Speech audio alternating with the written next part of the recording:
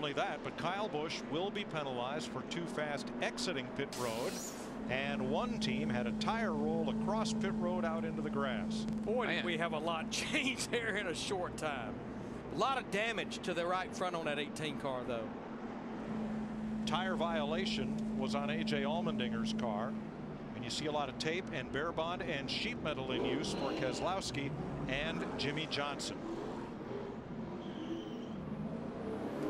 We're under caution at Charlotte Motor Speedway in what has been a busy 2 weeks for NASCAR, with the All-Star race and the opening of the NASCAR Hall of Fame and the induction first of the founder of NASCAR, Bill France Sr.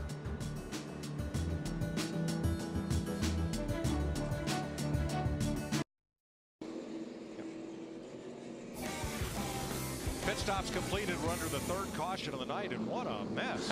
Gosh almighty. Collisions on pit road, crashes out on the racetrack. But Jeff Hammond thinks he knows what may have led to the cause of Jimmy Johnson going around to bring this caution out. Mike, if you take a look right here, they came around on the left side on that previous pit stop, and you see the left rear tire changer reach in. This is one of those big swings we talk about. He pulls a spring rubber, about a half spring rubber, out of that left rear, and a lot of times that will free a car up, and this is exactly what happened to that 48. Freed her up all right, Jeff. But you know what, Jeff, what I'm amazed at that is Jimmy had been complaining about his car being twitchy loose, and when you pull that rubber out of that left rear and soften it up, it kind of makes you even looser. Yeah, I think what they were trying to do is get the car to roll the center and not be so tight. Probably should have put a little wedge in it when they pulled that rubber out, and that would have kind of compromised. And suddenly problems with all three of the Gibbs cars. Denny Hamlin, damage to the nose and the splitter going through the grass. Kyle Busch, crash on pit road. And there's issues with Logano's car we'll get to in a minute. Getting ready to go green. Well, about time for a mess up on one of these restarts. That's the next thing we haven't experienced tonight. Elliott Sadler was the free pass. 6 cars took the wave around, and David Rudiman does not get going. They're going to sandwich him into turn 1. Paul Menard in that 98, that yellow car, he didn't get going either and really stacked them up in the high line. Yeah, they were all spinning their tires. It's just a common problem we have here every restart. Tell you what, we caught a glimpse of that 11 car, Denny Hamlin, that left front corner. Those guys actually did a pretty nice job patching that up above that splitter area. These guys get crazy when the sun goes down. They start driving like they're in a hurry. Well, let's get what you can get time on these restarts. And with the wave arounds, we're now back up to 28 cars on the lead lap.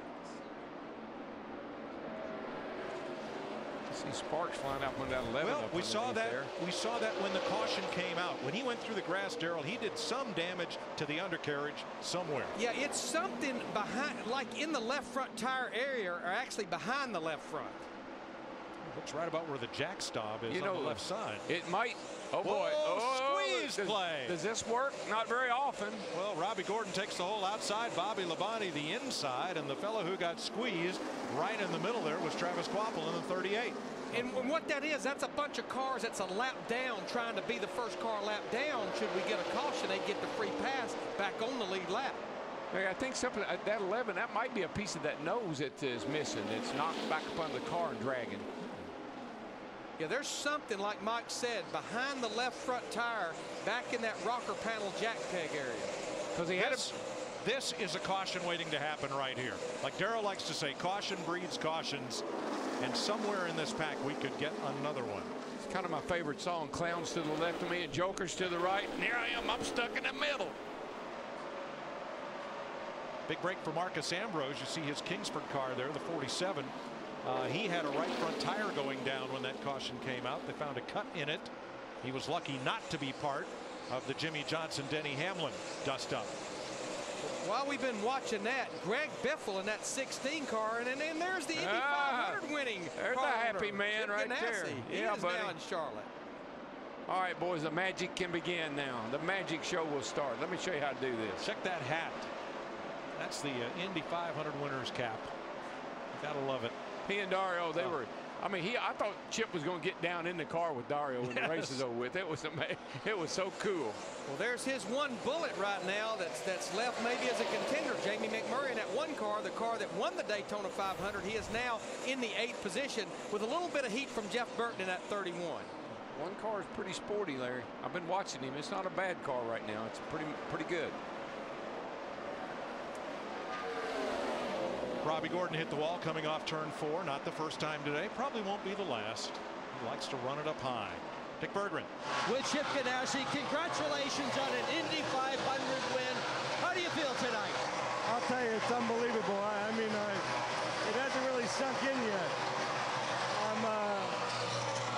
I heard we have good cars down here. That's why I came down. I guess Juan's had a little problem, but Jamie's going pretty good. He sure is. Thank you and congratulations. Great. Thank you very much. As a young man, Chip Ganassi raced in the Indianapolis 500. Came up out of open wheel sports car racing and got to race at Indy. Yeah, he told me as a driver he makes a really good owner. He learned the hard way.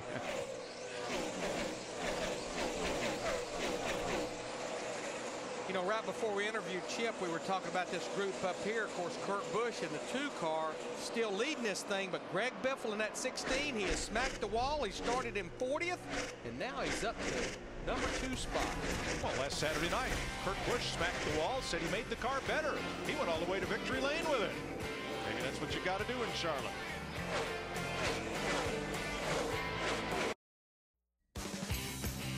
The Coca-Cola 600 on Fox is sponsored by Coca-Cola. It's time to fire up the grill, open up a Coke, and start enjoying summer. 1989 at Charlotte Motor Speedway, Darrell Waltrip, Jeff Hammond go to victory lane, and the Daytona 500 Icky Shuffle continues. Round 2 for DW winning. And there's Chris Economaki, the Dean of American Motorsports Announcers. Hi to Chris up in New Jersey, watching tonight. And here's your Coca-Cola race summary. Kurt Busch is your leader, 28 cars in the lead lap. We've had 9 leaders. The front spots changed hands 15 times and 3 cautions for 13 laps. Loved Economaki. Wow, Darrell. Hi, Chris. Second and third have changed. Clint Boyer, birthday boy, is up for second place. And David Rudiman has moved up into third. Rudiman's been a top 5 car all afternoon. And Greg Biffle has now slipped to 4th. What's happened to Biffle, Steve? Well, right now he's overheating. He's talking to crew chief Greg Irwin. Biffle said the car had gotten, the water temperature, Mike, had gotten as high as 280 degrees. He thinks he has something on the front end, the nose of that race car. That's why he dropped back. He tried to get behind a couple of other cars, but he is he's struggling right now. It's hot. So there's no question this 16 car of Biffle, Greg Irwin, they would love to see a caution. 38. I think I see a little white piece of something stuck up in the cavity there of between the splitter and the bumper where the radiator air inlet is. That could be what's causing Biffle his problems. You see it right in there. Yep. Greg, I can't visually see anything, even with the TV element that's up under the very bottom.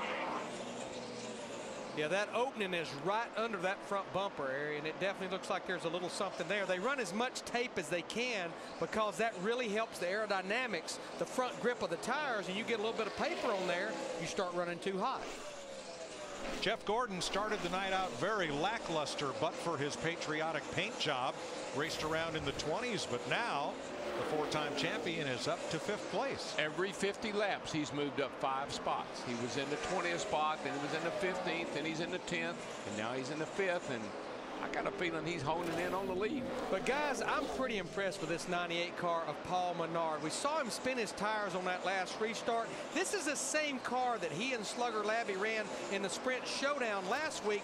Finished 4th, worked hard this week to turn it back around. Matt Yoakum, it looks like the more this track gains grip, they're getting better and better. Continue to climb up the scoreboard. And Larry Mackey mentioned last week that Richard Petty Motorsports teams went in different directions, trying to hit on something they felt like Menard's setup was the one to go with. So they all migrated toward what he was running here this weekend. Twice tonight, they've gone with 2 tires. The last stop, they pulled the spring rubber out of the left rear and an air pressure change to free him up. He'd love to do what that guy right in front of him, Jeff Gordon, did. Score his first ever Cup win right here in the Coke 600. Menard started 31st. Right behind him, Jamie McMurray, the Daytona 500 winner, started 27th. And The young man from Missouri is showing him. He's climbed up here to 7th spot. And we've had, you know, the last several years over here, we've had first-time winners. You think back to Casey Mears, last year David Rudeman. This